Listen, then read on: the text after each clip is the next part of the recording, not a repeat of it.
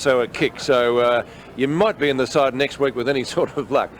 Well, during the course of our telecast in season 1991, we've looked at the history of many of the AFL clubs, formerly, of course, the VFL clubs. The newest, of course, is Adelaide. And once again, here's Max. If some people in South Australia had their way, the Adelaide Crows would have never eventuated. July 1990 and the rebel Port Adelaide Football Club shocked the footy public and attracted the attention of everyone nationwide. The Port Magpies had done a deal with the AFL behind closed doors. The SANFL had no idea, along with the other 9 local clubs. The Magpies, in many people's mind, had done the dirty on their state. So the race began, meeting after meeting, court case after court case. Port's president, Bruce Webber, became the most sought-after man in football. Everywhere he went, the media followed. But the other side was hard at work too. Then, 2 months, 3 days, and $220,000 later, Port was dumped, and the AFL gave the SANFL the nod.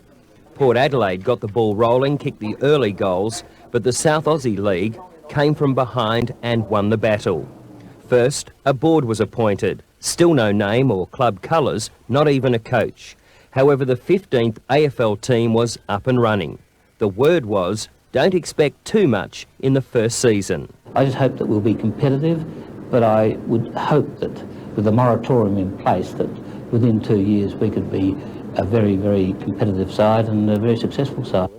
South Australian football legend Neil Curley became football manager. And after several interviews, Graham Corns beat John Cahill for the coaching position.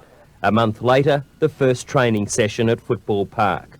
Corns, though, could see plenty of light at the end of the tunnel. It's easy to say, no, we're not going to be competitive and we're not going to be a real force, but goodness me, stranger things have happened in the world of sport. 57 of South Australia's best. Bruce Lindner from Geelong then signed, Tony McGuinness also returned, and finally the Adelaide Crows were born. Corns then appointed Michael Taylor as assistant coach, a former Norwood champion. Taylor had spent the last few years with Lee Matthews and Collingwood. Another great in Bob Hammond was voted chairman of the young club. It's Monday, Wednesday, Fridays, and there will be the odd Sundays thrown in, and that will go right up until December the 23rd, and they'll kick off again on January 2. In the Foster's Cup, Adelaide showed its enthusiasm. But it wasn't until Friday, the 22nd of March 1991, that's when the Crows showed their true colours. Hawthorn came to town for the season opener. The result was simply the icing on the cake. The Hawks crumbled, the Crows were the talk of the football world. Adelaide, as a member of the AFL, had proved its worth.